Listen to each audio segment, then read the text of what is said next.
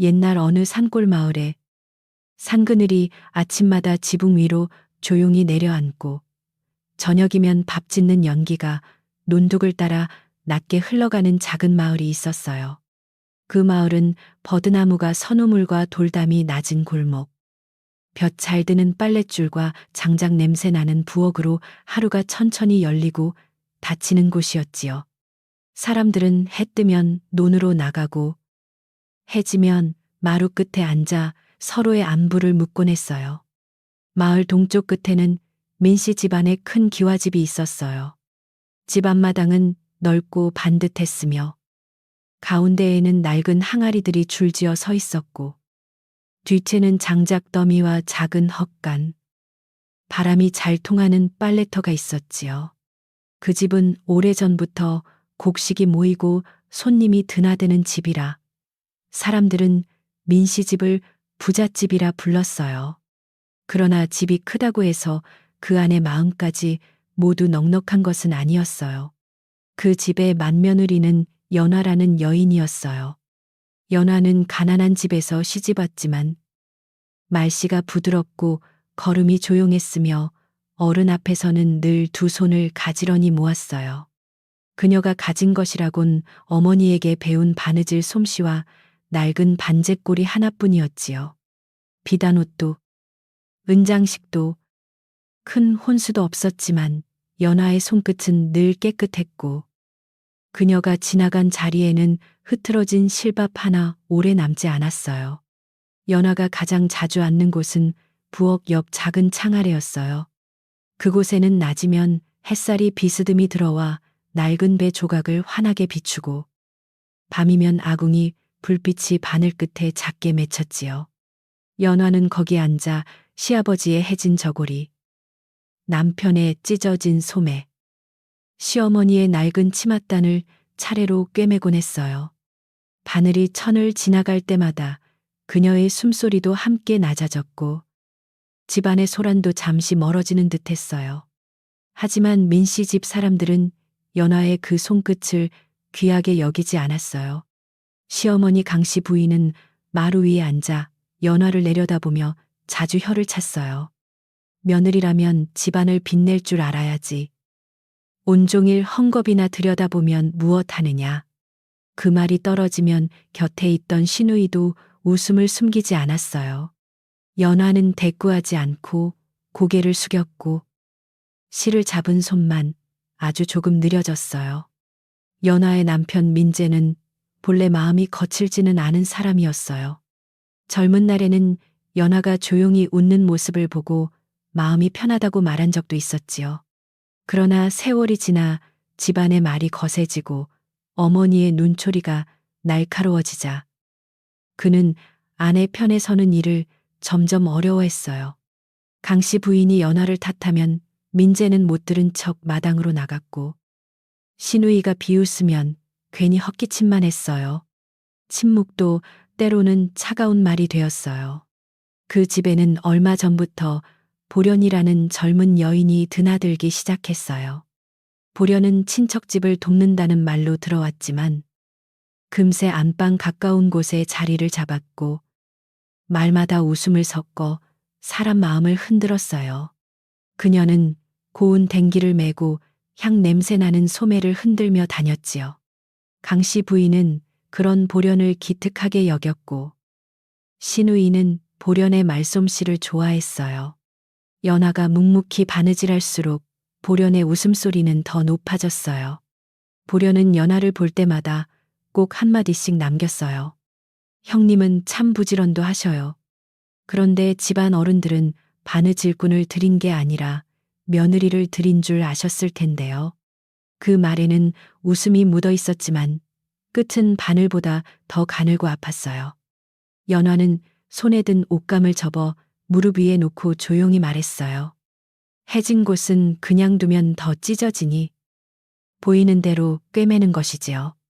그러나 그 대답은 누구의 귀에도 깊이 닿지 않았어요. 연화가 가장 마음을 쓰는 사람은 병약한 시아버지였어요. 시아버지는 오래전부터 기침이 잦고 겨울이면 다리가 저려 마루 끝을 오래 넘지 못했어요. 집안 사람들은 바쁘다는 핑계로 그의 방을 자주 지나쳤지만 연화는 새벽마다 따뜻한 물을 데우고 얇은 이불을 햇볕에 말려 다시 덮어드렸어요. 시아버지가 미안한 눈으로 바라보면 연화는 작게 웃으며 말했어요. 아버님, 바람이 찬 날에는 옷깃만 잘려며도 몸이 덜 시립니다. 초겨울이 가까워 오던 어느 아침, 마을에는 얇은 서리가 내렸어요. 우물가에 두레박줄은 손에 닿으면 차갑게 식어 있었고, 장독대 뚜껑 위에는 하얀 숨결 같은 빛이 앉아 있었지요. 연화는 해가 뜨기 전부터 일어나 부엌에 불을 지폈어요. 마른 솔가지를 넣자 불씨가 작게 살아났고, 아궁이 속에서는 붉은 빛이 천천히 번졌어요. 그녀는 그 불빛으로 쌀을 씻고 된장을 풀고 식구들의 아침을 준비했어요. 밥상이 차려지자 강씨 부인은 국그릇을 내려다보며 또 한숨을 쉬었어요. 가난한 집에서 배운 솜씨라 그런지 밥상도 늘 수수하구나. 신우이는 숟가락으로 김치를 건드리며 웃었고 보려는 곁에서 고개를 살짝 기울였어요. 그래도 형님은 바느질만은 잘하시니 해진 행주라도 오래 쓰게 해주시겠지요. 민재는 밥을 뜨다 말고 눈을 피했어요. 연화는 아무 말 없이 빈 그릇을 채우고 다시 뒤로 물러났어요. 그날 낮, 마을 안악들이 우물가에 모였을 때 민씨 집 이야기가 흘러나왔어요.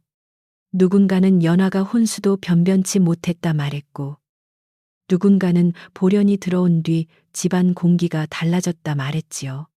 우물물은 맑았지만 사람들의 말은 물동이 가장자리처럼 쉽게 흔들렸어요. 그래도 그 며느리 인사는 참 곱더라. 한 늙은 안악이 조용히 말했지만 젊은 안악들은 이미 다른 소문에 귀를 기울였어요. 소문은 겨울바람보다 가볍게 담장을 넘었어요.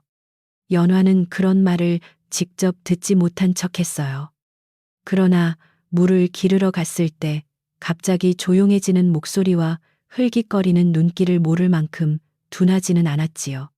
그녀는 물동이를 머리에 이고 집으로 돌아오며 논두 끝에 마른 갈대를 바라보았어요. 갈대는 바람에 휘어도 뿌리를 놓지 않았어요. 연화는 속으로 생각했어요.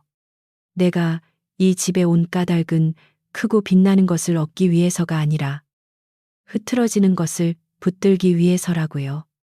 민씨 집에는 오래 일한 늙은 여종 순덕이 있었어요.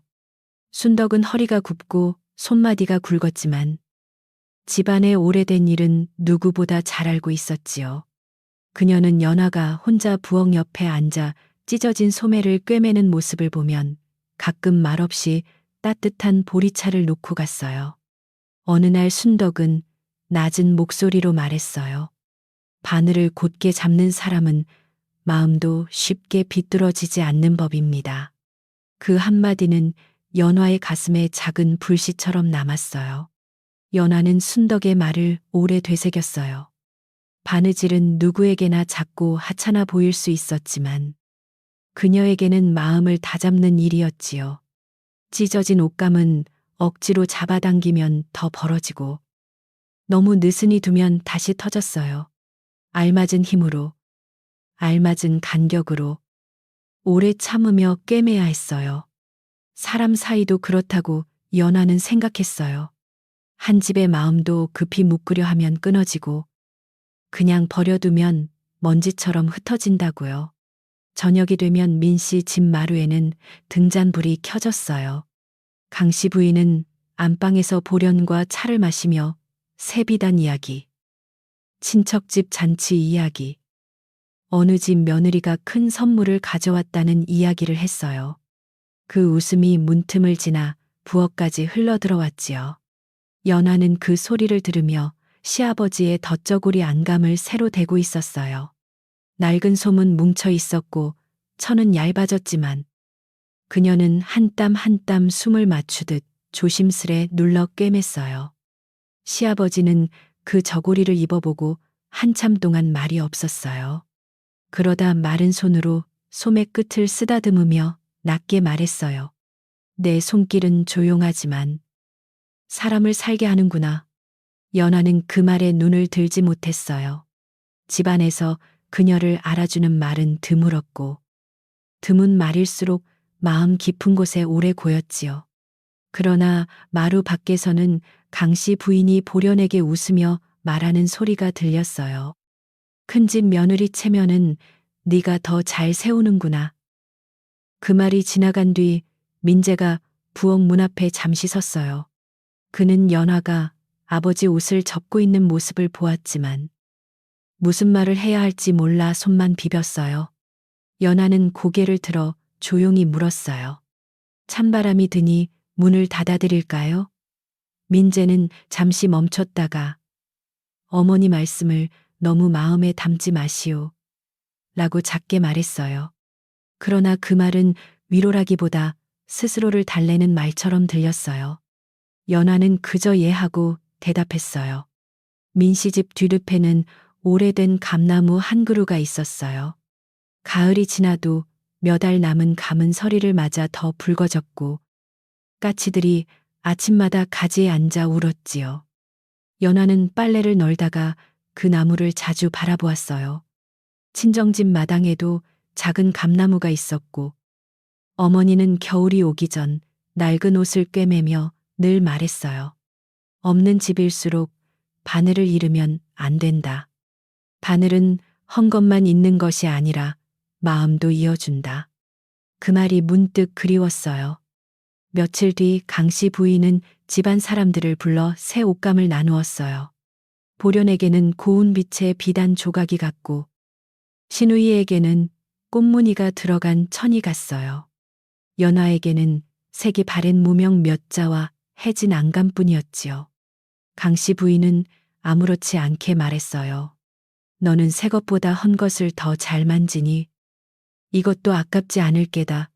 보련은 손등으로 입을 가리고 웃었어요. 연화는 그 천을 두 손으로 받으며 고개를 숙였어요. 그날 밤 연화는 받은 무명을 펴보았어요. 색은 바랬지만 결은 아직 단단했고 햇볕 냄새가 희미하게 남아 있었지요. 그녀는 그것으로 시아버지의 버선과 부엌에서 쓸 덧소매를 만들 생각을 했어요. 남들이 버리는 천도 잘라 맞추면 쓸모가 생겼고 남들이 낮추어 보는 마음도 오래 참고 갈무리하면 언젠가 제 빛을 낼 수 있을지 모른다고 여겼어요. 그러나 마음 한쪽에는 아무리 꿰매도 자꾸만 벌어지는 서러움이 조용히 남아 있었어요. 보련은 점점 더 안방 가까이 앉았고 강씨 부인은 그녀에게 집안 열쇠며 손님 맞이 일을 하나둘 맡기기 시작했어요. 연화는 부엌과 뒷뜰, 빨래터와 헛간 사이를 오가며 집안의 낮은 일을 도맡았지요. 신우이는 일부러 찢어진 치맛단을 던지듯 내려놓고 말했어요. 새 옷은 귀한 사람에게 어울리고 헌 옷은 형님 손에 어울려요. 연화는 그 치맛단을 주워 먼지를 털고 바늘에 실을 꿰었어요. 손끝은 떨리지 않았지만 마음은 조금 차가워졌어요. 마을에는 장날이 다가오고 있었어요. 장날이면 산 너머 사람들도 내려와 콩, 무, 마른 생선, 배 조각을 사고 팔았고 길손들도 민씨 집 앞 큰 길을 지나갔어요. 강씨 부인은 장날에 친척들이 올지 모른다며 집안을 말끔히 하라 일렀고 보련은 새 옷을 입고 손님 앞에 나설 준비를 했어요. 연화는 마당을 쓸고 장독대 주변을 닦은 뒤 부엌 한쪽에서 낡은 행주와 앞치마를 다시 꿰맸어요. 집안은 분주했지만 그녀의 자리는 여전히 낮았어요. 장날 전날 밤 바람은 유난히 차게 불었어요. 문풍지가 가늘게 떨리고 우물가 버드나무 가지가 담장을 긁는 소리를 냈지요. 연화는 마지막으로 시아버지의 저고리 끈을 고쳐달고 남은 실을 작은 종이에 감아 반년고리에 넣었어요. 그녀는 등잔불을 끄기 전 창밖을 바라보았어요. 먼 길 어딘가에서 누군가가 이 마을로 걸어오고 있을 것 같은 기분이 들었어요. 이유는 알 수 없었지만 바늘 끝에 맺힌 작은 빛이 오래 사라지지 않았어요. 연화는 그 빛을 보며 조용히 두 손을 모았어요. 이 집에서 자신이 바라는 것은 큰 칭찬도 값비싼 옷도 아니었어요. 시아버지가 따뜻하게 겨울을 나고 남편이 어머니 말과 세상 눈치 사이에서 조금이라도 바른 마음을 찾고 부엌의 불이 꺼지지 않으며 집안 사람들이 서로를 헐뜯지 않는 것이 전부였지요. 그러나 그런 작은 바람도 가난한 며느리에게는 지나친 욕심처럼 여겨지는 날이 많았어요. 밤은 깊었고 마을은 눈을 감듯 조용해졌어요. 다음 날 아침, 아직 해가 산마루를 완전히 넘지 않았을 때 먼 길 쪽에서 희미한 발소리가 들려오기 시작했어요. 우물가의 까치가 먼저 울고 감나무 가지의 마른 잎이 한 번 떨렸지요. 연하는 부엌문을 열다가 그 소리에 잠시 고개를 들었어요. 차가운 바람 속에서 낯선 기운이 마당 밖을 스치고 있었습니다. 그녀는 알지 못했어요. 자신이 늘 하찮게 여겨지던 그 바늘과 실이 곧 민씨 집의 운명과 한 사람의 목숨을 붙들게 되리라는 것을요. 그 아침 민씨 집 앞길에는 장날을 맞아 일찍부터 사람들의 발걸음이 오갔어요. 장꾼들은 집신에 흙을 묻힌 채 무와 콩자루를 지고 지나갔고 아이들은 찬손을 소매 속에 넣고 어른들 뒤를 따라갔지요. 연하는 부엌 앞에 서서 김이 오르는 솥을 살피다가 문 밖의 소리를 들었어요. 바람은 차가웠지만 햇살은 희미하게 마당 끝을 비추었고 집안은 손님 맞이 준비로 부산하게 움직이기 시작했어요. 강씨 부인은 아침부터 보련을 불러 안방 곁에 앉혔어요. 오늘은 친척들이 들를지도 모르니 집안 체면을 네가 좀 살펴야겠다. 그 말을 들은 보련은 고운 저고리에 깃을 매만지며 얌전한 얼굴로 고개를 숙였어요. 마루 아래에서 물동이를 나르던 연화는 그 말에 잠시 걸음을 멈췄지만 곧 다시 부엌으로 향했지요. 신우이는 연화의 등 뒤를 보며 작게 웃었고 그 웃음은 겨울 아침의 얇은 얼음처럼 차갑게 남았어요. 보려는 이날을 기다린 사람처럼 움직였어요. 그녀는 안방문을 열고 닫으며 큰일을 맡은 듯 굴었고 집안 사람들에게 이것저것 지시하기 시작했지요. 연화가 상을 닦고 있으면 거기는 너무 느리세요. 형님하고 말했고 장독대 곁을 쓸고 있으면 손님이 오시기 전에 낡은 앞치마는 감추는 게 좋겠어요 라고 덧붙였어요.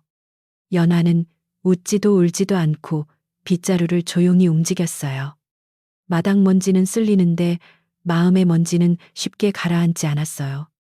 점심 무렵이 가까워지자 우물가에는 마을 안악들이 모여들었어요. 장날에는 물을 기르러 온 사람들도 장터, 이야기, 집안 이야기, 남의 소식을 한 바가지씩 퍼 올리곤 했지요. 민씨 집 시누이는 일부러 그곳에 들러 말했어요. 우리 집 맏며느리는 온종일 바느질만 해요. 큰집 며느리인지 햇바느질꾼인지 모르겠다니까요. 그 말에 몇몇 안악은 웃었고 어떤 이는 혀를 차며 고개를 돌렸어요. 우물물은 깊었지만 말은 얕게 퍼졌어요. 그 소문은 금세 장터까지 흘러갔어요. 콩을 팔던 노인은 민씨집 며느리가 혼수 없이 들어왔다고 말했고 배를 파는 여인은 그 며느리가 해진 옷만 붙들고 산다고 덧붙였지요. 누구도 연화의 새벽과 밤을 보지 않았지만 모두가 본 듯이 말했어요. 말은 때로 빈 항아리처럼 울림만 컸어요. 연화는 장터에 가지 않았으나 집 앞길을 지나는 사람들의 낮은 수군거림만으로도 자신이 어디에 놓였는지 알 수 있었어요. 그때 민씨집 대문 밖에 낯선 남자가 멈추어 섰어요. 그는 중년을 조금 넘긴 나이로 보였고 먼 길을 걸어온 듯 집신 끝에 마른 흙이 두껍게 붙어 있었어요. 저고리는 오래되어 색이 바랬고 오른쪽 소매와 앞자락은 가시덤불에 찢긴 듯 길게 벌어져 있었지요. 그러나 허리는 곧고 눈빛은 흐리지 않았어요. 그는 대문 앞에서 잠시 숨을 고르다가 낮은 목소리로 말했어요. 지나는 길손인데 물 한 그릇 얻을 수 있겠습니까? 대문 가까이에 있던 하인은 그를 위아래로 훑어보았어요. 장날이면 이런 길손이 종종 물을 청했지만 오늘은 강씨 부인이 손님 맞이를 핑계로 집안을 깨끗이 보이라 한 날이었지요. 하인은 망설이다 안쪽에 알렸고 마루에 앉아있던 강씨 부인은 얼굴을 찌푸렸어요. 해진 옷을 입은 사람을 마당에 들이면 손님들이 무엇이라 하겠느냐. 우물가로 가라 이르거라. 보련도 옆에서 눈썹을 살짝 올리며 말했어요. 괜히 집안에 흙먼지 들일 일은 없지요. 그 말은 부엌문 가까이에 있던 연화의 귀에도 들렸어요. 그녀는 솥뚜껑을 내려놓고 잠시 대문 쪽을 바라보았지요. 길소는 물 한 그릇만 청했을 뿐이었고 찢어진 옷자락은 찬바람에 벌어져 살켈이 보일 만큼 낡아 있었어요. 연화는 물동이 곁에 작은 사발을 들고 따뜻한 물을 부었어요. 그리고 조용히 대문 쪽으로 걸어가 말했어요. 마당 안쪽까지는 어렵더라도 부엌 옆 그늘 없는 자리에 잠시 앉으십시오. 물이 아직 따뜻합니다. 하인은 눈치를 보았지만 연화의 목소리는 부드럽고 단단했어요. 길소는 고맙다는 듯 고개를 숙이고 부엌 옆 낮은 돌 위에 앉았어요. 연화는 사발을 두 손으로 건넸고 그가 천천히 물을 마시는 동안 찢어진 옷자락을 바라보았지요. 바람이 불 때마다 벌어진 천 사이로 먼지와 찬 기운이 파고들고 있었어요. 그녀는 조심스럽게 물었어요. 옷이 많이 상하셨습니다. 괜찮으시다면 잠시 꿰매드려도 되겠습니까? 길소는 놀란 듯 그녀를 보았어요.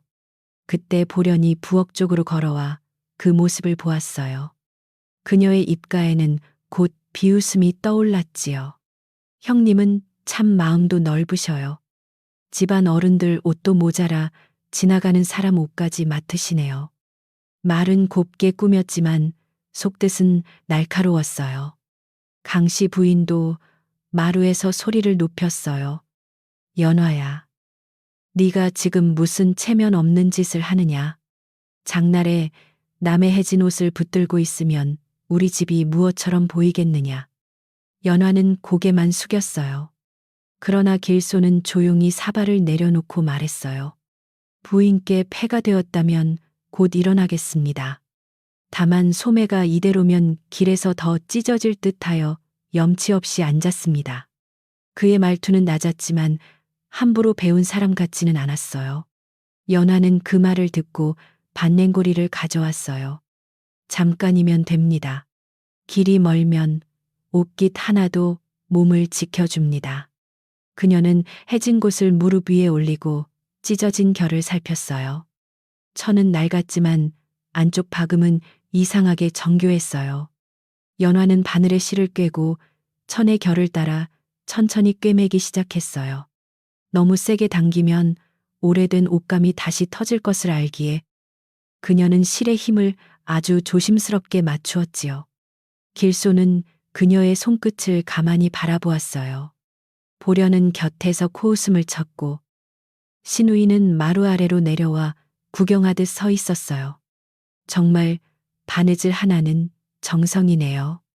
그런 정성으로 큰일을 했다면 집안이 더 빛났을 텐데요. 신우이의 말에도 연화의 손은 흔들리지 않았어요.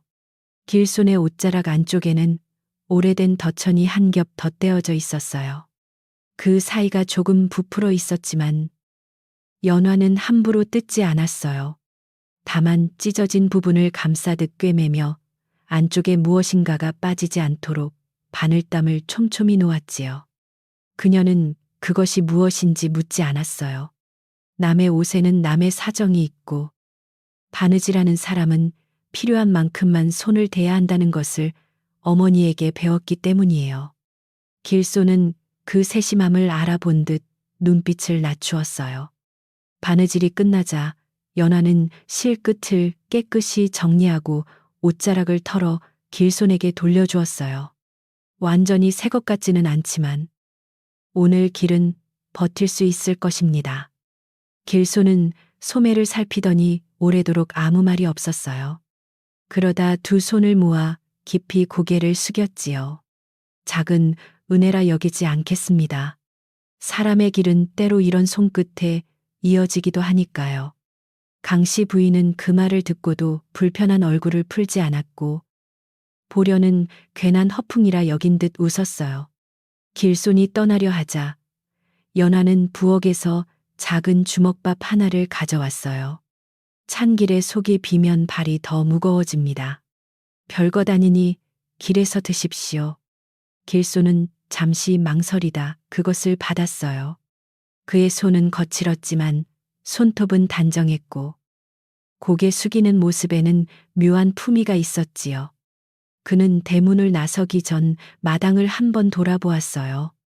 연화는 그 눈길이 자신을 지나 집안 구석구석을 살피는 듯해 이상하게 느꼈지만 곧 고개를 낮추고 뒤로 물러섰어요.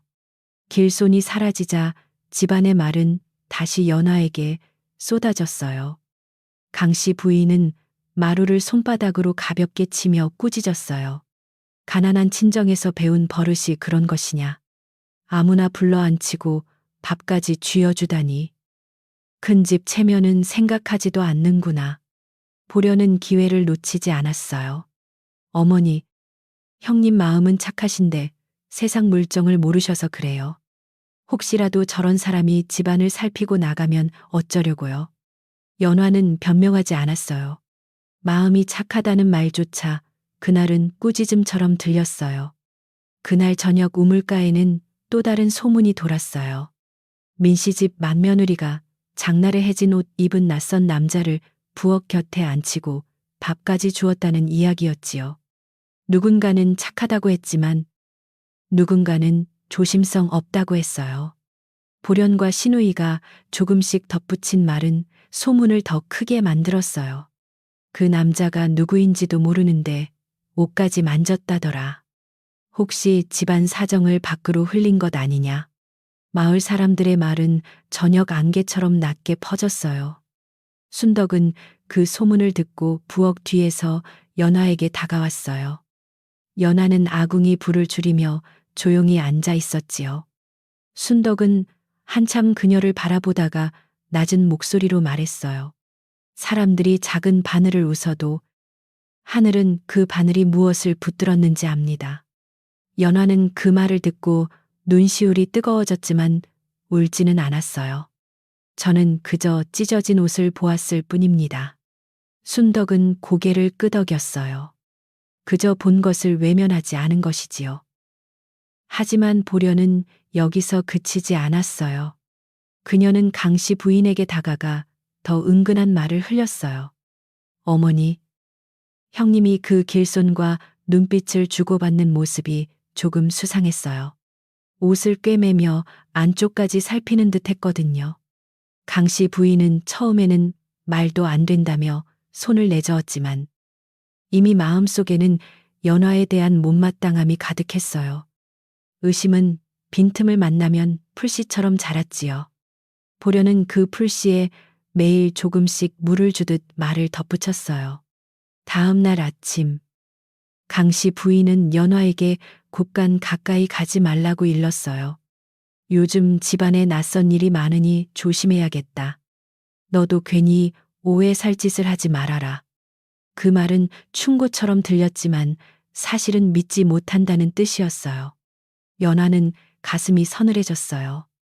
이 집에서 새벽마다 쌀독을 살피고 장작을 나르고 병든 시아버지 방을 데운 사람이 자신인데 이제는 곳간 앞 걸음마저 의심받게 된 것이지요.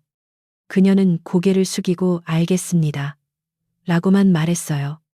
민재도 그날 밤 연화에게 조심스럽게 물었어요. 그 길손은 정말 처음 본 사람이오. 연화는 바느질하던 손을 멈추고 남편을 바라보았어요. 그의 눈에는 분노보다 두려움이 많았어요. 어머니의 말, 보련의 말, 마을의 소문 사이에서 그는 무엇을 믿어야 할지 몰라 흔들리고 있었지요. 연화는 천천히 대답했어요. 처음 본 분입니다. 물을 청했고 옷이 찢어져 있었기에 꿰맸을 뿐입니다. 민재는 더 묻지 않았지만 끝내 미안하다는 말도 하지 못했어요. 마을 밖에서는 그 무렵 또 다른 소문이 돌고 있었어요. 고을의 높은 벼슬아치가 평민 차림으로 여러 마을을 돌며 백성들의 형편을 살핀다는 말이었지요. 어떤 이는 장터에서 들었다 했고 어떤 이는 주막에서 지나가던 짐꾼이 말했다 했어요. 나라에서 내려온 곡식이 제대로 나누어지지 않았다는 이야기. 어느 마을에서는 굶주린 아이들이 늘었다는 이야기. 또 어느 곳에서는 장부가 바뀌었다는 이야기가 함께 돌았어요. 소문은 이번에는 웃음이 아니라 불안으로 번졌어요. 그 이야기를 들은 민씨 집안의 먼 친척 아저씨가 저녁 무렵 찾아왔어요. 그는 평소 강씨 부인과 가깝게 지내며 마을 일에 자주 끼어들던 사람이었고 이장과도 친분이 깊다고 자랑하곤 했지요. 그가 안방에 들어가자 문은 금세 닫혔고 안에서는 낮은 말소리가 오래 흘렀어요. 연화는 부엌에서 국을 젓다가 그 소리를 들었지만 내용까지 알 수는 없었어요. 다만 강씨 부인의 목소리가 전보다 한층 날카롭고 초조하다는 것만은 느낄 수 있었어요. 보려는 그날 밤 연화의 반제꼬리를 유심히 바라보았어요. 형님, 바느질하실 때 혹시 남의 옷 안에 무엇이 들었는지도 보이겠지요. 그녀는 아무렇지 않게 묻는 듯 했지만 눈빛은 얕지 않았어요. 연화는 실을 감으며 대답했어요. 바느질하는 사람은 찢어진 곳을 봅니다. 남의 사정은 함부로 들추지 않습니다. 보려는 입술을 살짝 비틀었어요. 그러면 좋겠네요. 세상에는 보지 말아야 할 것을 보고도 못 본 척하는 사람이 많으니까요. 그 말은 이상하게 오래 남았어요. 사흘째 되는 날 아침, 마을 어귀에 관아의 심부름꾼이 나타났어요. 그는 장터 한복판에 서서 고을 어른이 곧 이 마을에 들를 것이라 알렸지요. 나라의 곡식과 장부를 살피는 일이니 각 집은 묻는 말에 숨김없이 답하라는 전갈도 함께 전했어요. 사람들은 웅성거렸고 민씨 집 대문 앞도 곧 술렁이었어요. 강씨 부인은 얼굴빛이 굳었고 보려는 연화 쪽을 한번 돌아보았어요. 그 눈길에는 걱정보다 다른 계산이 먼저 떠올라 있었어요. 연화는 그 소식을 들으며 부엌 한쪽에 놓인 반고리를 조용히 닫았어요. 그녀는 자신이 꿰맨 길손의 옷이 왜 자꾸 마음에 걸리는지 알 수 없었어요. 그 사람의 눈빛, 옷 안쪽에 부풀어 있던 덫천, 그리고 떠나기 전 마당을 살피던 조용한 시선이 차례로 떠올랐지요. 바늘 하나가 천을 지나가듯 작은 일이 큰 일 속으로 이미 들어가고 있는 것만 같았어요. 순덕은 문가에 서서 연화를 바라보다가 말했어요. 이제 바람이 어느 쪽에서 부는지 잘 보셔야 합니다. 그날 저녁 민씨 집은 평소보다 일찍 문을 닫았어요. 마당의 항아리 그림자는 길게 늘어지고 부엌의 불빛만 작게 흔들렸지요. 강씨 부인은 안방에서 친척 아저씨와 다시 낮은 소리로 이야기를 나누었고 보려는 그 곁에 앉아 자꾸만 연화의 이름을 꺼냈어요. 연화는 시아버지 방에 따뜻한 물을 가져다 드리고 돌아오며 문틈 사이로 불안한 그림자들을 보았어요. 집안은 겉으로 조용했지만 오래된 옷감 속에서 실밥이 풀리기 시작하듯 무엇인가가 느슨해지고 있었어요. 밤이 깊었을 때 먼 길에서 개 짖는 소리가 들렸어요. 처음에는 한 마리였고 곧 마을 아래쪽에서 또 다른 개가 받아 짖었지요. 연화는 잠든 식구들 틈에서 홀로 깨어 반제고리를 바라보았어요. 그녀의 손끝에는 아직도 그 길손의 낡은 옷감 감촉이 남아 있었어요. 찢어진 천을 붙들던 작은 바늘땀이 이상하게 마음을 놓지 않았습니다. 그녀는 알지 못했어요.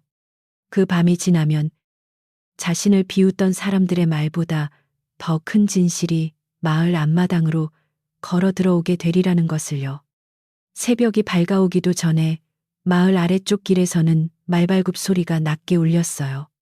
아직 장독대의 서리는 녹지 않았고 우물가, 두레박 줄도 얼어 손에 붙을 만큼 차가웠지요. 연하는 부엌문을 열다 말고 그 소리를 들었어요. 멀리서 사람 몇이 움직이는 기척이 났고 개들은 잠시 짖다가 이내 조용해졌어요. 마을은 아직 잠든 듯 했지만 겨울 아침의 공기 속에는 누군가 문을 두드리기 전에 긴장 같은 것이 얇게 깔려 있었어요. 민씨 집 안방에서는 강씨 부인이 평소보다 일찍 일어나 있었어요. 그녀는 머리도 제대로 빗지 못한 채 먼 친척 아저씨를 불러 무엇인가를 재촉했지요. 친척 아저씨는 장부가 든 보따리를 품에 안고 안절부절 못했어요. 보려는 그 옆에서 찻잔을 잡고 있었지만 눈길은 자꾸 부엌 쪽으로 향했어요. 그녀는 조용히 말했어요. 어머니, 일이 커지기 전에 누군가에게 의심이 옮겨가야 합니다. 그래야 집안이 덜 다칩니다. 그 말은 따뜻한 차보다 훨씬 차가웠어요. 그날 아침 밥상은 조용했어요. 숟가락이 그릇에 닿는 소리만 크게 들렸고 누구도 먼저 말을 꺼내지 않았지요. 시아버지는 기침을 하며 연화가 가져온 따뜻한 물을 마셨고 민재는 밥을 뜨는 손을 자꾸 멈추었어요. 강씨 부인은 연화를 바라보지 않은 채 말했어요. 오늘 관아 사람이 오면 네가 함부로 입을 열지 말아라. 가난한 집에서 들어온 며느리가 집안일을 잘못 말하면 큰 흉이 된다. 연화는 조용히 고개를 숙였어요. 식사가 끝난 뒤 보려는 일부러 연화 곁으로 다가왔어요. 그녀는 낮은 소리로 속삭였지만 주변 사람이 들을 만큼 또렷했지요. 형님, 그날 길손에게 무엇을 건네셨는지 솔직히 말씀하시는 게 좋을 거예요. 나중에 밝혀지면 더 큰일이니까요. 연화는 물그릇을 닦던 손을 멈추고 그녀를 바라보았어요. 저는 물과 주먹밥을 드렸고 찢어진 옷을 꿰맸을 뿐입니다. 보려는 살짝 웃었어요. 사람들은 늘 그렇게 작은 말부터 하지요. 큰일을 숨길 때도요. 그 말은 곧 마루와 뒷순, 우물가를 거쳐 더 크게 부풀었어요. 누군가는 연화가 낯선 남자에게 무언가를 몰래 건넸다고 했고, 누군가는 그녀가 옷 안쪽을 들춰보며 장부를 훔쳤다고 했어요. 누구도 본 것은 없었지만 모두가 들은 것은 많았지요. 신우이는 우물가에서 일부러 한숨을 쉬며 말했어요. 우리 형님이 마음은 착한데 세상 물정이 어두워서 걱정이에요. 그 한숨은 걱정이 아니라 불씨였고 사람들의 입은 마른 집처럼 쉽게 타올랐어요. 연화는 부엌으로 돌아와 한참 동안 빈솥을 닦았어요. 이미 깨끗한 솥이었지만 그녀는 손을 멈출 수 없었지요. 마음속에서 억울함이 올라올 때마다 그녀는 어머니가 가르쳐준 대로 숨을 길게 내쉬었어요. 찢어진 천은 서둘러 잡아당기면 더 찢어진다고. 억울한 말도 급히 맞서면 더 꼬인다고 배웠으니까요. 그러나 참는 것과 가만히 무너지는 것은 다르다는 생각이 처음으로 그녀의 가슴 속에 조용히 고개를 들었어요. 순덕은 연화가 오래도록 솥을 닦는 것을 보고 다가왔어요. 그녀의 손에는 마른 수건과 작은 보리차 한 잔이 들려 있었지요. 순덕은 주변을 살핀 뒤 낮게 말했어요. 젖은 실은 당기면 끊어지고 마른 실은 때를 기다리면 매듭이 보입니다. 연화는 그 말을 듣고 손을 멈췄어요. 제가 무엇을 기다려야 할까요? 순덕은 연화의 반제꼬리를 바라보며 대답했어요. 아씨 손이 한 일을 아는 물건이 있을 겁니다. 사람 말보다 오래 남는 물건 말입니다. 연화는 그제야 길손의 옷자락을 떠올렸어요. 찢어진 곳의 결, 안쪽에 부풀어 있던 덧천, 그리고 자신이 일부러 뜯지 않고 감싸듯 놓은 바늘땀이 생각났지요. 만약 누군가 그 안에 든 것을 훔치려 했다면 자신이 놓은 실은 끊어졌을 것이고, 만약 그대로라면 바늘땀은 길손이 떠날 때 모습 그대로 남아있을 것이었어요. 연하는 자신이 본 것을 말할 수는 있어도 증명할 길이 없다고 생각했지만 순덕의 말처럼 물건은 때로 사람보다 정직했어요. 그 무렵 마을 아래 관아에서 온 심부름꾼들은 이장 집에 머물고 있었어요. 사람들은 관아 사람이 언제 민씨 집에 올지 몰라 수군거렸고, 이장은 불안한 얼굴로 장부를 들추며 앉아 있었지요. 민씨 집 먼 친척 아저씨는 낮이 되자 몰래 이장 집으로 갔다가 돌아왔어요. 그의 얼굴에는 땀이 맺혀 있었고 손끝은 겨울인데도 축축했어요. 연하는 장독대 뒤에서 물을 씻다가 그가 보따리를 품고 급히 안방으로 들어가는 모습을 보았어요. 어딘가 이상했어요. 오후가 되자 강씨 부인은 집안 사람들을 모두 마루 앞에 세웠어요. 그녀는 연화에게 차갑게 말했어요. 관아에서 물으면 그날 길손을 네가 불러 앉힌 일은 네 책임이다. 집안은 너에게 아무것도 시키지 않았다.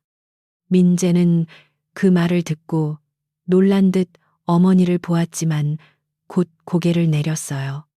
연하는 남편의 침묵을 보며 마음 한쪽이 조용히 내려앉았어요. 그래도 그녀는 울지 않았어요. 대신 두 손을 가지런히 모으고 말했어요. 제가 한 일은 제가 말하겠습니다. 보려는 그 대답이 마음에 들지 않았는지 눈매를 가늘게 했어요. 말은 누구나 곱게 하지요. 하지만 그 길손이 관아 사람이라면 형님이 몰래 집안 흉을 말했을 수도 있잖아요. 신우이도 곁에서 거들었어요. 맞아요. 그래서 관아가 우리 집을 살피러 오는 거라면 어쩌죠. 연하는 조용히 그들을 바라보았어요. 집안에 흉이 없다면 누가 물어도 두려울 것이 없습니다. 그 말에 마루의 공기가 잠시 멈추었고 강씨 부인의 얼굴은 더욱 굳어졌어요. 그날 해가 기울 무렵 마을 어귀에서 다시 말발굽 소리가 들렸어요. 이번에는 혼자가 아니었고 몇 사람의 발걸음이 함께 섞여 있었지요. 사람들은 대문 틈과 골목 모퉁이에서 고개를 내밀었어요.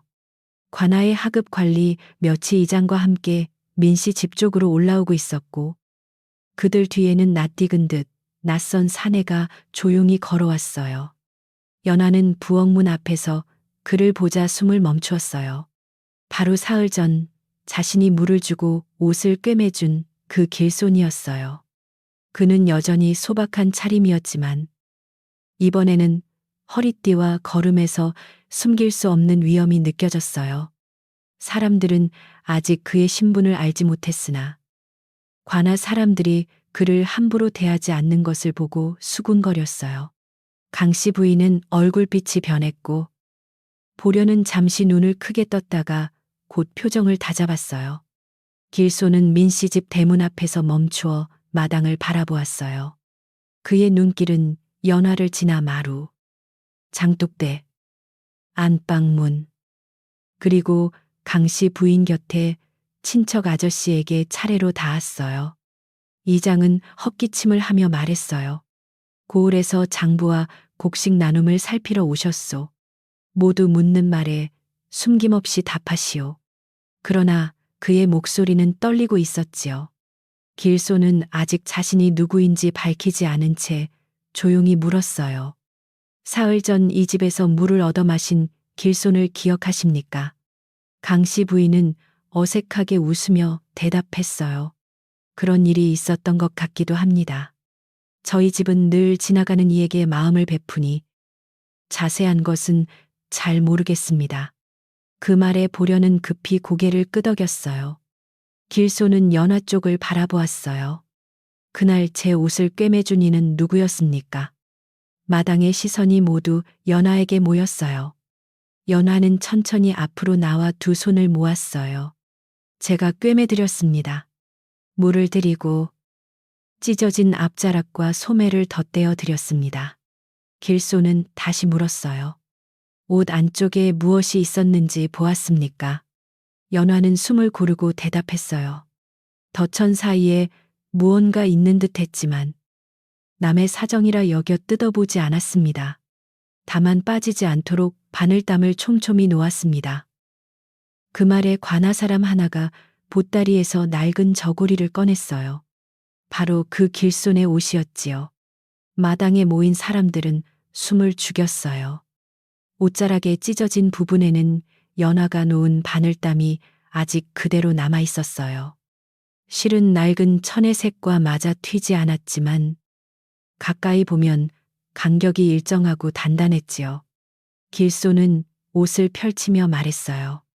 이 바늘땀이 끊어지지 않았기에 안쪽에 숨겨두었던 문서도 잃지 않았습니다. 그 순간 보련의 얼굴에서 웃음이 사라졌어요. 강씨 부인은 무슨 말인지 몰라 눈만 깜박였어요. 길손은 관아 사람에게 눈짓했고 그는 옷 안쪽 덧천 사이에서 얇게 접힌 종이를 조심스레 꺼냈어요. 종이는 오래된 것이었지만 물에 젖지 않았고 가장자리는 바늘땀 덕분에 빠져나오지 않은 채 붙들려 있었지요. 길손은 그것을 들어보이며 말했어요. 이 문서는 여러 마을에 나누어야 할 곡식이 어디에서 줄어들었는지 적힌 증거입니다. 길에서 누군가 제 옷을 찢어 빼앗으려 했으나 이 며느리의 손끝이 그것을 지켰습니다. 마당은 갑자기 웅성거렸어요. 사람들은 서로의 얼굴을 바라보며 소리를 낮추었고 이장은 눈에 띄게 창백해졌어요. 민씨 집 먼 친척 아저씨는 한 걸음 뒤로 물러났다가 기둥의 어깨를 부딪혔지요. 보련은 급히 입을 열었어요. 하지만 그 여자가 그 안에 문서가 있는 줄 알고 일부러 숨겼을 수도 있지 않습니까? 길손과 미리 말을 맞춘 것일지도 모릅니다. 길손은 그녀를 바라보았어요.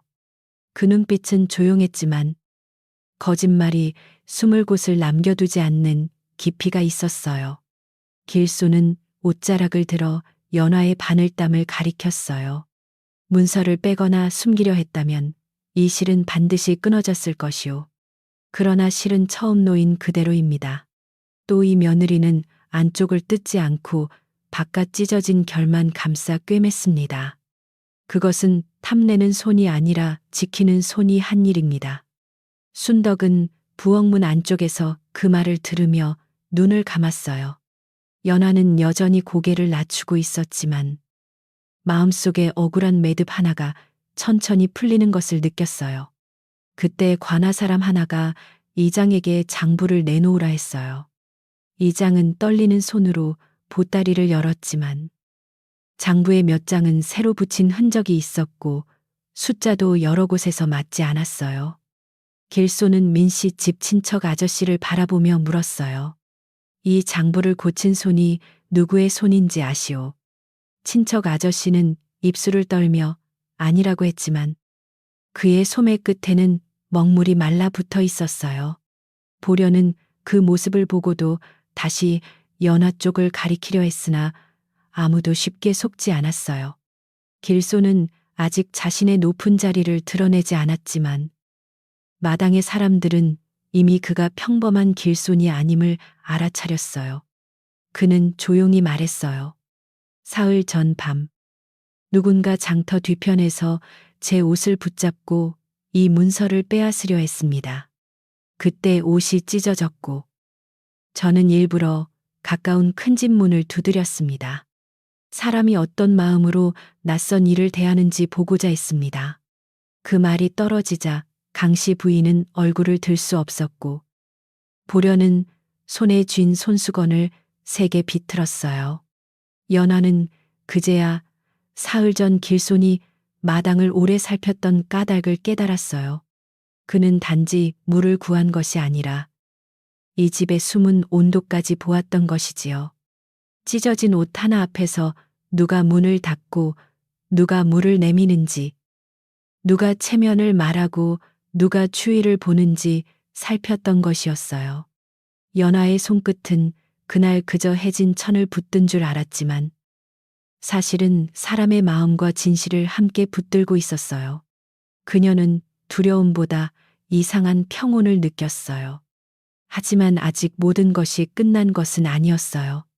길소는 문서를 다시 접어가나 사람에게 맡기고 민씨 집 사람들에게 말했어요. 내일 해가 중천에 오르면 이 집 앞마당에서 마을 사람들과 함께 장부를 대조하겠소. 누구의 말이 맞고 누구의 손이 틀렸는지 그때 분명해질 것이오. 사람들은 놀라 서로를 바라보았어요. 민씨 집 앞마당은 이제 한 집안의 체면만 걸린 곳이 아니라 마을 전체의 굶주림과 억울함을 밝히는 자리가 되려 하고 있었어요. 관아 사람들이 물러간 뒤 집안은 더 무겁게 가라앉았어요. 강씨 부인은 안방에 들어가 문을 닫았고 민재는 마당 한가운데 서서 한참 움직이지 못했어요. 보려는 연화에게 다가와 이를 악문 목소리로 말했어요. 운이 좋았다고 생각하세요. 하지만 내일 일이 어떻게 될지는 아무도 몰라요. 연화는 그녀를 바라보다가 조용히 대답했어요. 운이 아니라 바늘땀이 남아 있었을 뿐입니다. 그 말은 크지 않았지만 보려는 더 이상 웃지 못했어요.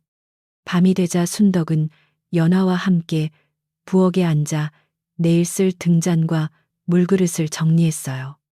아궁이의 불은 작게 남아 있었고 밖에서는 찬바람이 문풍지를 스쳤지요. 순덕은 오래된 천조각을 접으며 말했어요. 이제 매듭을 풀 때는 손이 떨리면 안 됩니다. 연화는 고개를 끄덕였어요. 저는 제가 한 일만 말하겠습니다. 순덕은 그녀를 바라보며 미소를 아주 조금 지었어요. 그것이면 충분합니다. 고든 실은 길게 말하지 않아도 제 길을 보입니다. 연화는 그날 잠을 이루지 못했어요. 시아버지 방에서는 가벼운 기침 소리가 들렸고 안방에서는 강씨 부인의 뒤척임이 희미하게 새어나왔어요.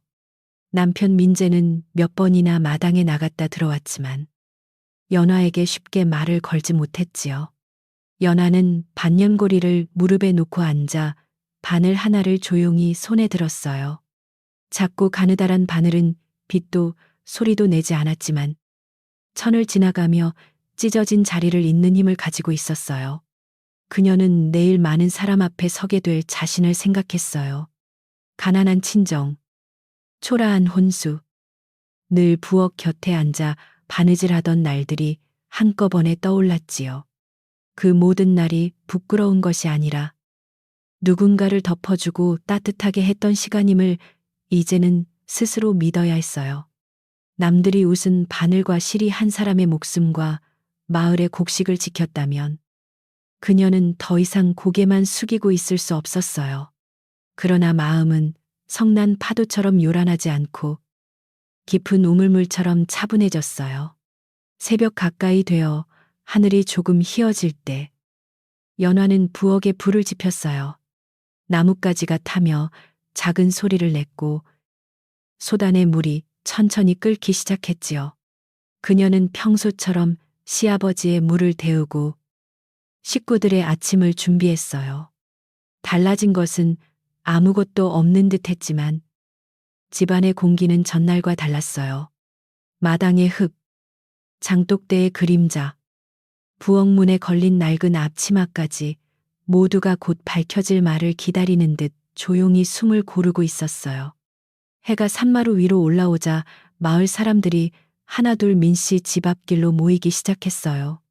우물가에서 속삭이던 안악들, 장터에서 소문을 키우던 장꾼들, 곡식 나눔을 기다리던 가난한 집 사람들까지 조심스레 담장 곁에 섰지요. 연화는 마당 한쪽에 물그릇을 놓고 손을 씻었어요. 손끝은 차가웠지만 떨리지 않았어요. 그녀는 자신이 꿰맨 옷자락과 그 안의 문서, 그리고 자신을 비웃던 모든 말을 떠올렸어요.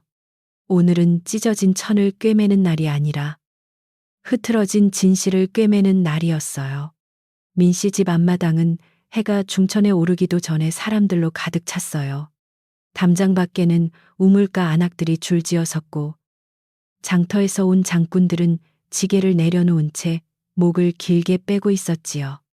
마당 안쪽에는 이장과 민씨, 집먼 친척 아저씨, 강씨 부인, 민재, 보련, 신우이가 서 있었어요. 연화는 부엌문 가까이에 조용히 자리했어요. 평소라면 아무도 눈여겨보지 않던 그 자리가 이날만은 모두의 시선이 머무는 곳이 되었어요. 잠시 뒤 관아 사람들이 대문 안으로 들어왔어요. 그 가운데에는 사흘 전 낡은 옷을 입고 물을 청했던 길손이 걸어왔지요. 그러나 이날 그는 더 이상 길손처럼 보이지 않았어요. 소박한 차림은 여전했지만 허리에는 관아의 패가 매달려 있었고 곁에 선 관리들이 그에게 깊이 고개를 숙였어요. 마을 사람들은 그제야 웅성거리며 물러섰어요.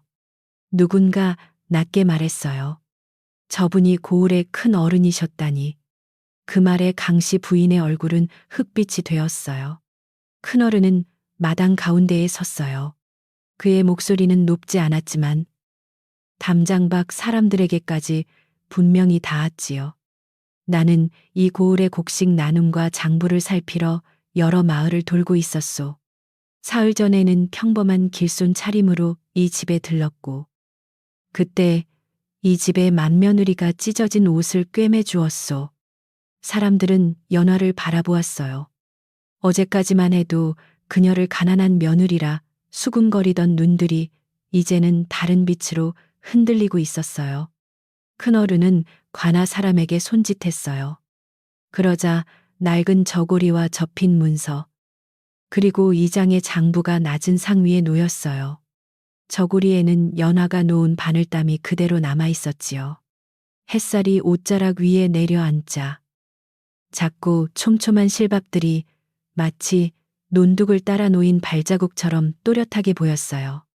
큰어른은 사람들에게 가까이 보라 이르지 않았지만 모두가 저마다 숨을 죽이고 그 바늘땀을 보았어요. 그 작은 실밥이 이제 한 집안보다 더 큰 말을 하려 하고 있었어요. 이장이 먼저 불려 나왔어요. 그는 손을 비비며 고개를 숙였지만 눈동자는 자꾸 장부와 문서 사이를 오갔어요. 큰 어른은 접힌 문서를 펼쳐 관아 사람이 읽게 했어요. 거기에는 어느 달에 어느 마을로 보내야 할 곡식의 양, 실제로 창고에서 나간 양, 그리고 중간에서 사라진 자루수가 적혀 있었지요. 담장 밖에 가난한 집 사람들은 서로의 얼굴을 보았어요. 지난 겨울 적게 받은 쌀 한 되가 우연이 아니었음을 그제야 모두 깨닫기 시작했어요. 민씨 집먼 친척 아저씨는 처음에는 모르는 일이라며 손사래를 쳤어요. 저는 그저 글씨를 조금 아는 탓에 이장을 도와 장부를 옮겨 적었을 뿐입니다. 그러나 관아 사람이 장부에 덧붙인 종이를 들추자 그 아래에는 지워진 숫자와 다시 쓴 먹자국이 드러났지요. 큰어른은 친척 아저씨의 소매 끝을 가리켰어요. 그 먹은 어제 묻은 것이 아니오. 여러 날 장부를 만진 손의 흔적이요. 친척 아저씨는 입을 벌렸지만 말이 나오지 않았어요. 보려는 그 순간에도 가만히 있지 않았어요. 그녀는 강씨 부인 곁에서 앞으로 반걸음 나서며 말했어요. 큰 어른. 그래도 이상한 일입니다. 왜 하필 그 문서가 그분 옷 안에 있었고 왜 하필 우리 형님이 그 옷을 꿰맸겠습니까? 형님이 안쪽을 열어보지 않았다는 말은 그분 말뿐이지 않습니까? 사람들 사이에서 다시 작은 술렁임이 일었어요. 보려는 그 술렁임을 붙잡고 싶어 눈빛을 날카롭게 세웠지만 큰 어른은 조금도 흔들리지 않았어요. 큰 어른은 저고리의 안쪽을 다시 펼쳐 보였어요. 이 바늘땀을 보시오.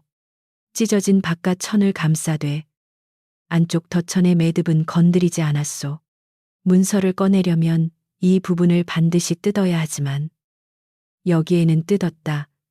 다시 꿰맨 흔적이 없소. 그는 잠시 연화를 바라본 뒤 말을 이었어요. 또한 이 며느리는 바늘 끝을 안쪽 깊이 넣지 않아 종이를 찌르지도 않았소. 남의 사정을 함부로 들추지 않고 빠지지 않도록 지킨 손길이요. 그 말은 마당 위에 천천히 내려앉았어요. 연화는 두 손을 모은 채 고개를 숙였어요. 칭찬을 받는 자리였지만 마음은 오히려 조용했지요. 그녀는 그날 길손에 옷을 꿰맬 때 문서도 관아도 마을 사람들의 시선도 알지 못했어요. 그저 찬바람에 벌어진 옷자락과 먼 길을 가야 할 사람의 몸을 보았을 뿐이었지요. 그러나 세상은 때때로 사람이 모르고 행한 작은 선함까지도 기억해 두었다가 필요한 때에 꺼내 보이는 듯했어요. 연화의 숨은 아주 천천히 가라앉았어요. 보려는 얼굴을 붉히며 다시 말했어요. 그렇다 해도 형님이 그 길손에게 집안 이야기를 했을 수 있습니다. 우리 집이 관아의 의심을 받게 된 것도 그 때문일지 모릅니다. 그러자 순덕이 부엌문 앞에서 조용히 나섰어요. 늙은 몸이라 걸음은 느렸지만 목소리는 맑았어요. 그날 아씨는 물 한 그릇과 주먹밥 하나, 바늘 한 줄밖에 내어 드리지 않았습니다. 큰 어른은 순덕을 바라보며 고개를 끄덕였어요. 말보다 손이 남긴 자취가 이미 그것을 말하고 있소. 강씨 부인은 더 이상 참지 못하고 보련을 돌아보았어요.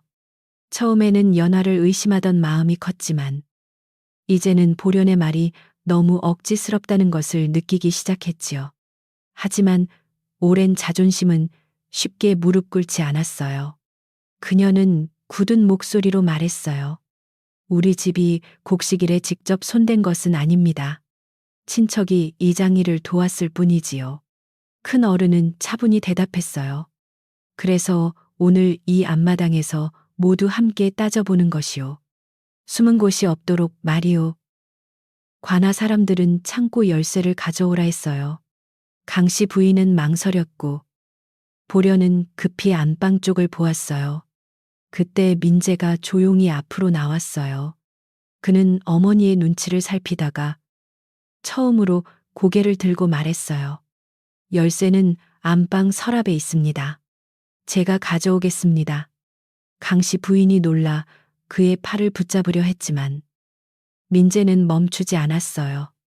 그 짧은 걸음은 늦었지만 그가 오랫동안 피하던 일에서 처음으로 등을 돌리지 않는 걸음이었어요. 창고 문이 열리자 안에 쌓인 곡식 자루들이 드러났어요. 겉으로는 가지런했지만 관아 사람이 자루수와 표시를 대조하자 장부와 맞지 않는 부분이 하나둘 나왔어요. 어떤 자루에는 원래 마을 이름이 지워지고 다른 표시가 덧칠되어 있었고 어떤 자루는 절반쯤 비어 있었지요. 가난한 집의 한 노인이 담장 밖에서 떨리는 목소리로 말했어요. 지난달 우리 집에는 쌀이 모자라 아이들이 죽을 만 먹었습니다.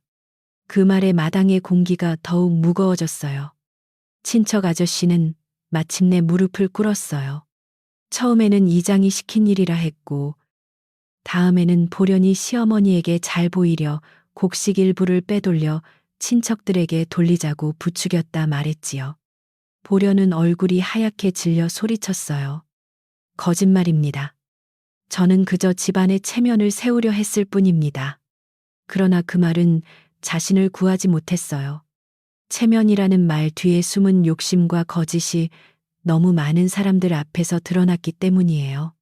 사람들의 눈빛은 이미 그녀를 떠나고 있었어요. 큰 어른은 보련에게 물었어요. 그대는 왜 이 며느리를 의심받게 하려 했소? 보련은 입술을 깨물며 고개를 돌렸어요. 한참 뒤 그녀는 낮게 말했어요. 그 사람이 있으면 저는 늘 낮은 자리에 머물 것 같았습니다. 모두가 그 사람을 하찮게 보니 저도 그래도 되는 줄 알았습니다. 그 말은 변명이라기보다 자신의 마음속 먼지를 스스로 드러내는 소리였어요. 연화는 그녀를 바라보았지만 미움보다 피로한 슬픔이 먼저 밀려왔어요.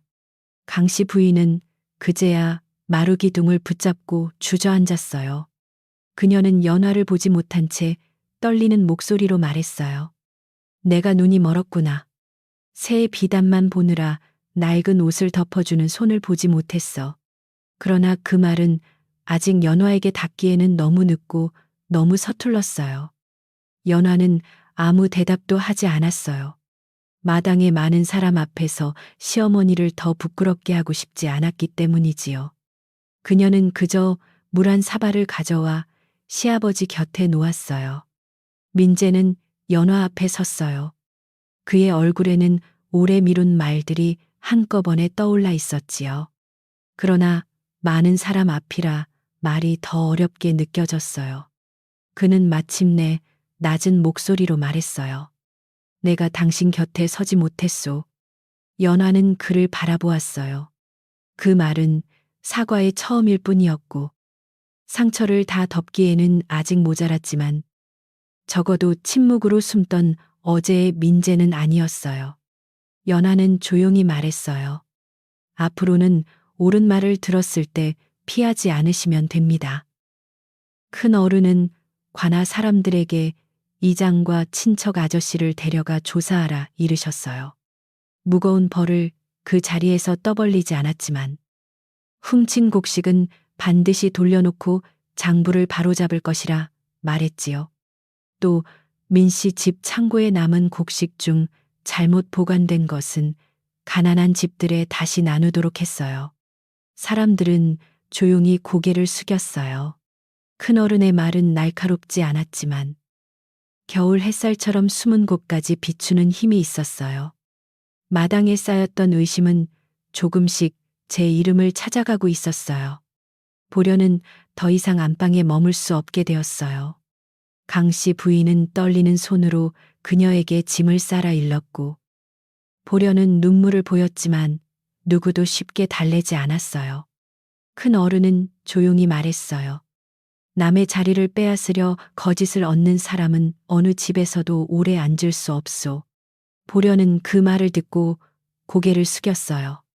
그녀가 대문을 나설 때 마을 사람들은 비웃지 않았어요.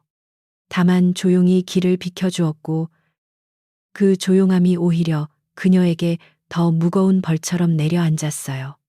일이 정리되자 마당에는 이상한 정막이 찾아왔어요. 큰 소리로 떠들던 사람들도 함부로 입을 열지 못했지요. 연화는 부엌으로 들어가 아궁이에 불을 더 넣었어요. 마당에 오래 서 있던 사람들의 손이 차가울 것 같았기 때문이에요. 그녀는 큰 솥에 물을 붓고 보리와 남은 쌀을 섞어 묽은 죽을 끓이기 시작했어요. 순덕은 곁에서 김치를 썰고 신우이는 어색하게 서 있다가 처음으로 말없이 장작을 가져왔어요. 부엌의 불은 천천히 집안에 얼어붙은 마음을 녹이기 시작했어요. 연화는 죽이 끓는 동안 소금을 조금 넣고 마른 무청을 잘게 찢어 함께 풀었어요. 화려한 음식은 아니었지만 겨울마당에서 떨던 사람들에게는 따뜻한 김만으로도 충분했지요. 그녀는 그릇을 하나씩 채워 담장 밖의 노인들과 아이들에게 먼저 내밀었어요. 큰어른도 마루 끝에 앉아 그 모습을 바라보았어요. 그는 연화에게 말했어요.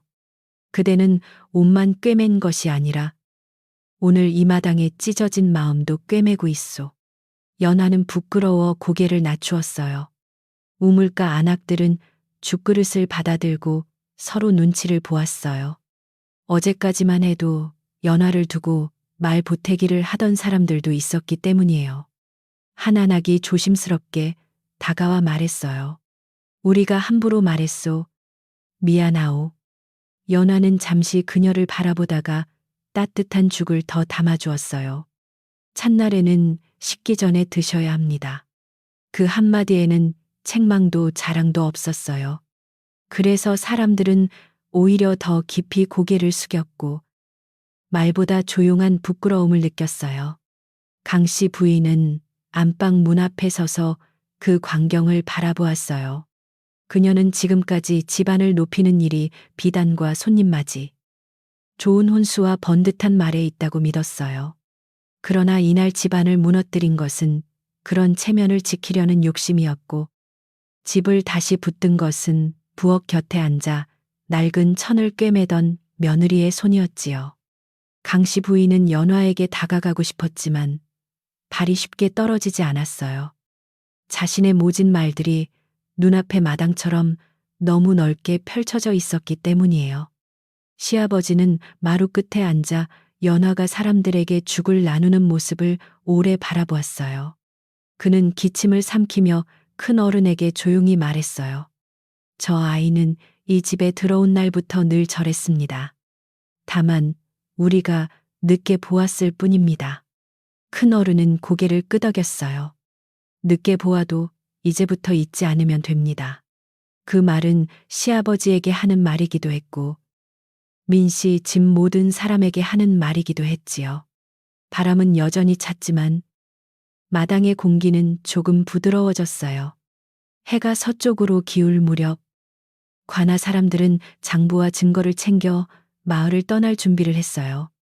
큰 어른은 떠나기 전 연화 앞에 멈추어 섰어요. 그는 낡은 저고리를 두 손으로 들어 보이며 말했어요. 이 옷은 관아에 남겨두어 오늘 일을 잊지 않게 하겠소. 그러나 이 바늘땀의 마음은 이 집에 남아야 하오. 연하는 깊이 절했어요. 저는 그저 해야 할 일을 했을 뿐입니다. 큰 어른은 작게 미소 지었어요. 세상에서 가장 어려운 일이 바로 그것이요.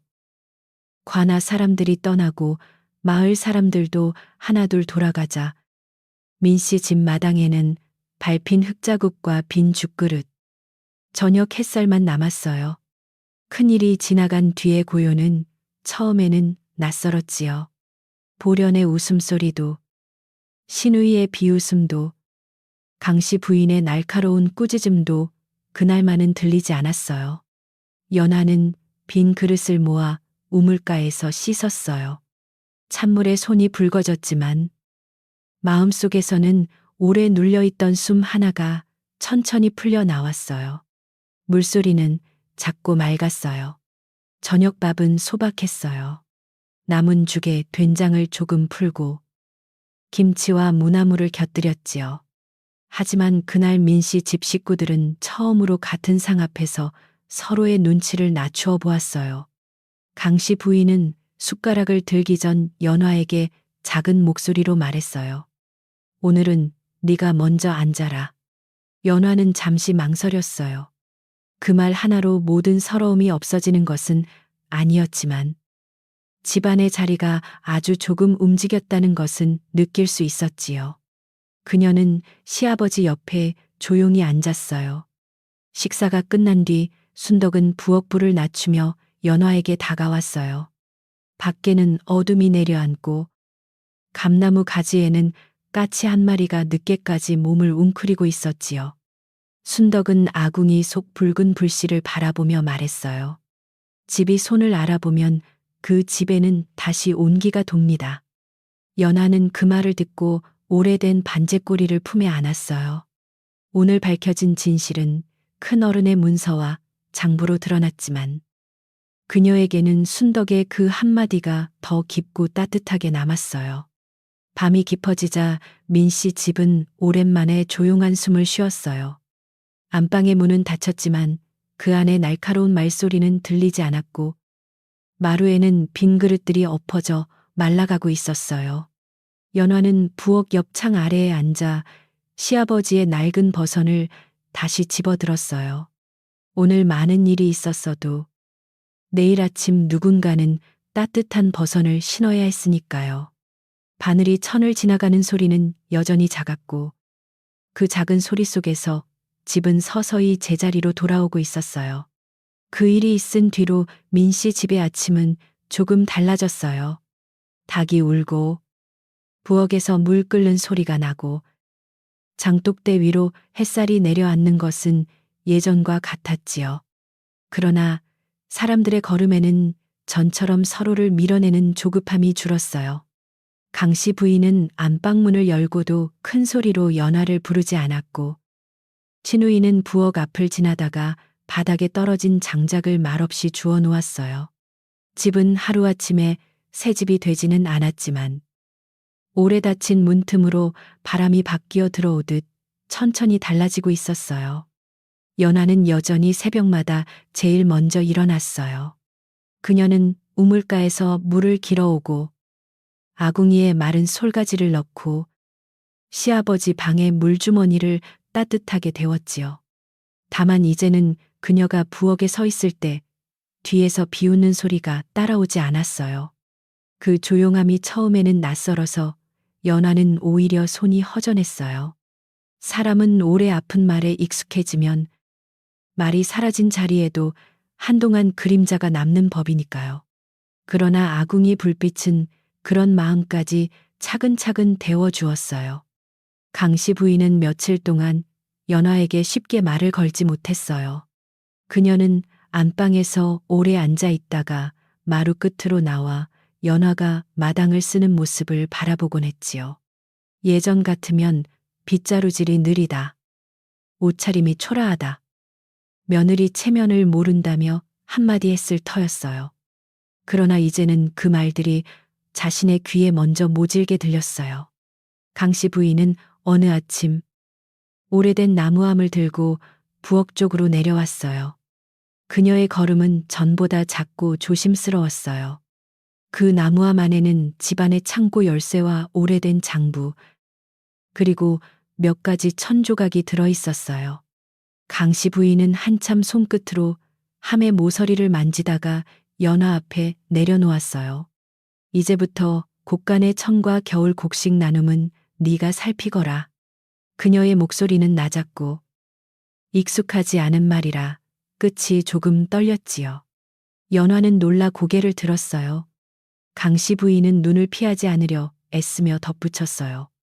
나는 좋은 것과 귀한 것을 제대로 보지 못했다. 이제 네 손을 믿겠다. 연화는 함을 곧바로 받지 않았어요. 그녀는 두 손을 무릎 위에 모으고 잠시 생각했지요. 열쇠를 받는다는 것은 단지 곳간문을 여닫는 일이 아니었어요. 그것은 집안의 믿음이 옮겨오는 일이었고 그 믿음은 조심스럽게 다루어야 했어요. 연화는 천천히 말했어요.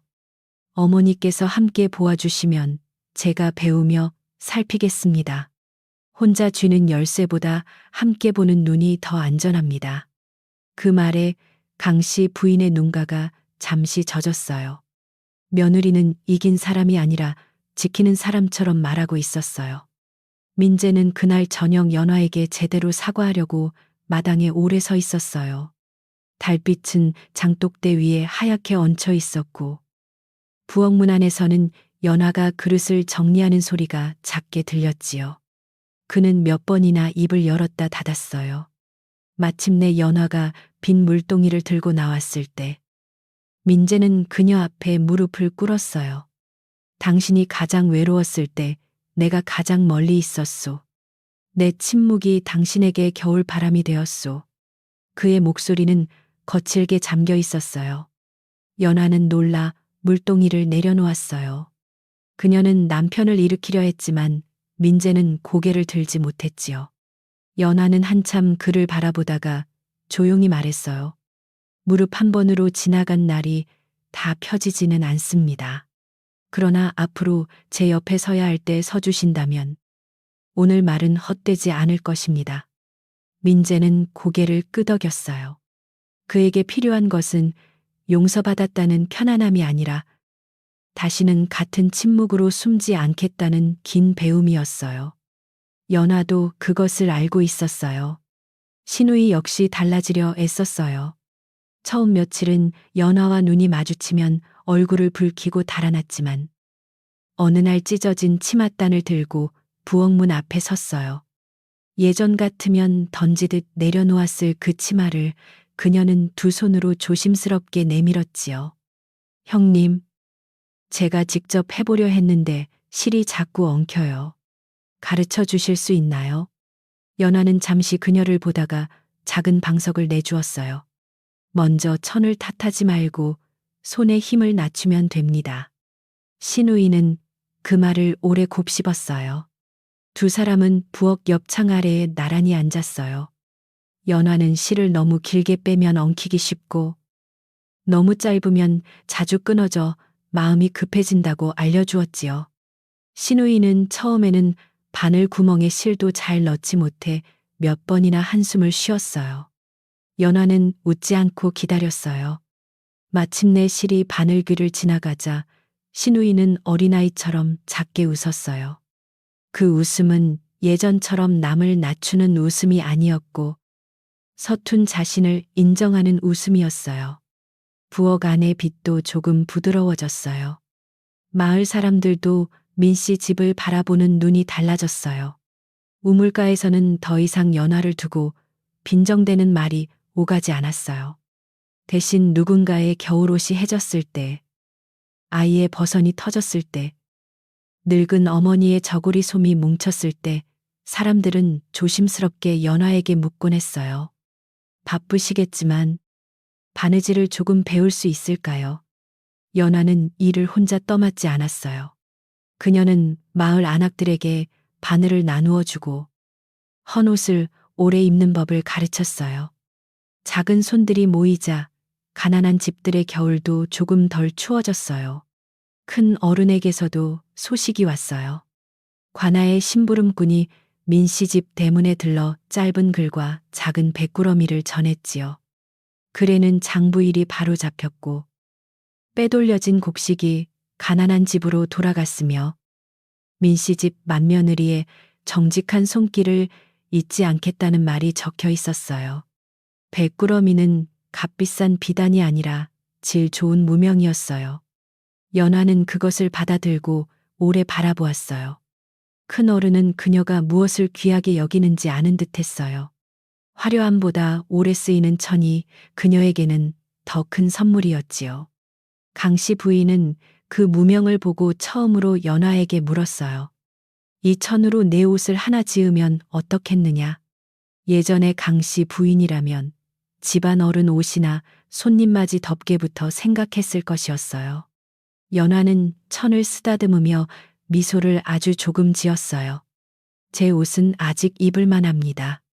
먼저 아버님 겨울 속저고리를 만들고 남는 것으로 아이들 버선 몇 켤레를 만들면 좋겠습니다. 강씨 부인은 예전 같으면 답답하다 했겠지만 이번에는 고개를 끄덕였어요. 그러면 네 목도 꼭 남겨두거라. 겨울은 깊어졌지만 민씨 집의 부엌은 전보다 자주 따뜻했어요. 연하는 곳간에서 잘못 묵은 곡식을 골라내어 죽을 끓였고 강씨 부인은 마을의 홀몸 노인들에게 나눌 장아찌를 직접 담그기 시작했지요. 민재는 마당에 장작을 패고 신우이는 연화에게 배운 대로 헌 보자기를 고쳤었어요. 순덕은 그 모습을 보며 부엌문 기둥에 기대어 웃었어요. 바람은 여전히 차도 집 안에 불이 제 할 일을 하면 사람은 견딥니다. 그 한마디에 연화는 조용히 고개를 숙였어요. 보련이 떠난 뒤 안방 곁에 작은 방은 한동안 비어 있었어요. 그 방에는 향냄새도 날카로운 웃음도 사라지고 대신 잘 말린 무청과 바느질할 천꾸러미가 놓였지요. 어느 날 강씨 부인은 그 방 앞을 지나며 한숨을 쉬었어요. 내가 빈 방에 욕심을 앉혀 두었구나. 연화는 그 말을 들었지만 대답하지 않았어요. 모든 후회에 답을 줄 필요는 없었어요. 어떤 후회는 스스로 오래 앉아 있어야 제 무게를 알게 되는 법이니까요. 시아버지의 기침도 조금씩 잦아들었어요.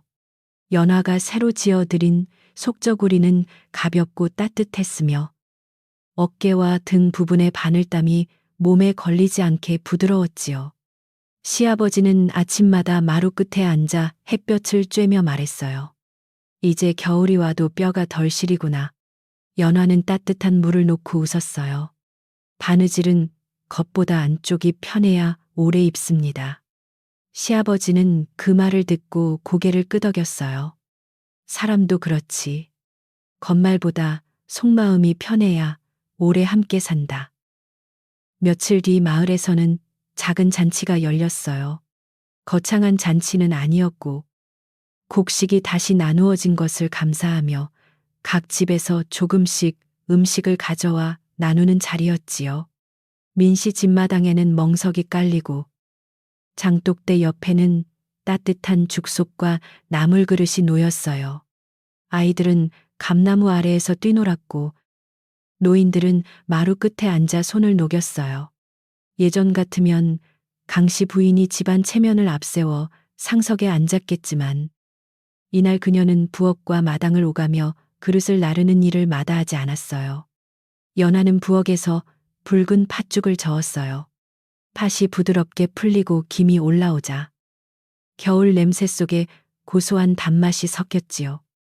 순덕은 옆에서 새알심을 굴리며 낮게 흥얼거렸어요. 신우이는 서툰 손으로 그릇을 닦다가 물을 조금 흘렸지만 아무도 꾸짖지 않았어요.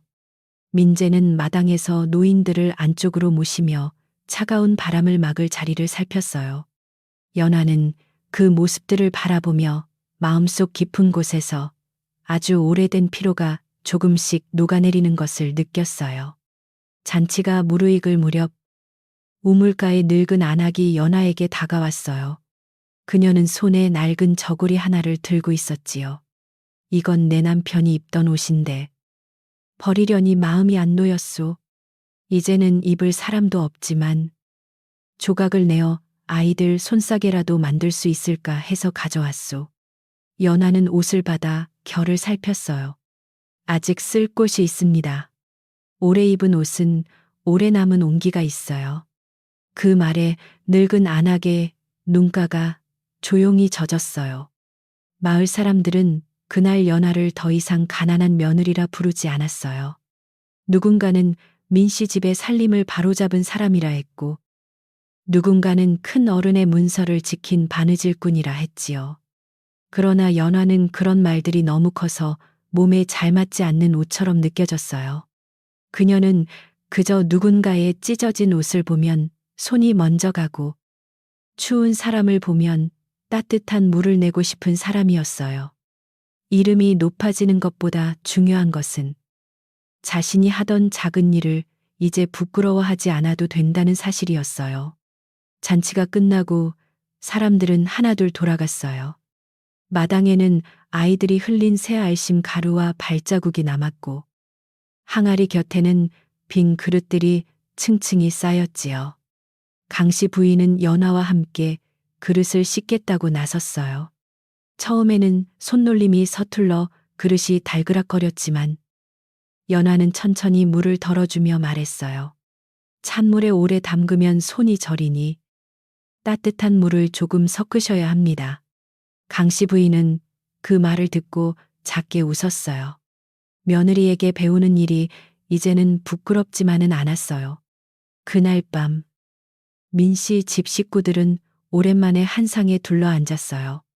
밥은 흰쌀만으로 지은 것이 아니라 보리와 콩이 섞인 소박한 밥이었고 국은 된장에 무청을 넣어 끓인 것이었지요. 김치와 나물, 남은 팥죽이 함께 놓였어요. 시아버지는 숟가락을 들기 전 모두를 둘러보며 말했어요. 집은 기둥이 커서 서는 것이 아니라 서로의 허물을 덮어줄 손이 있어 서는 것이다. 아무도 크게 대답하지 않았지만 모두가 그 말을 마음속에 담았어요. 식사 뒤 민재는 연하가 부엌을 정리하는 것을 도왔어요. 그는 아직 서툴러 그릇을 잘못 포개고 물을 너무 많이 썼지만 연하는 조용히 알려주었어요. 예전 같으면 그는 부엌길을 멀리했겠지만 이제는 그곳이 집을 살리는 자리임을 알게 되었지요. 그는 그릇을 닦다가 낮게 말했어요. 당신이 앉아있던 이 창 아래가 이렇게 따뜻한 곳인 줄 몰랐소. 연하는 아궁이 불을 바라보며 대답했어요.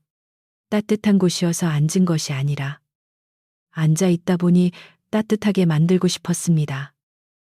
밤이 더 깊어지자 눈이 내리기 시작했어요. 아주 가늘고 조용한 눈이었지요. 감나무 가지 위에 하얀 눈이 쌓이고 장독대의 둥근 뚜껑도 부드럽게 덮였어요. 마을길은 점점 소리를 잃어갔고 우물가의 두레박도 긴 잠에 든 듯 움직이지 않았어요.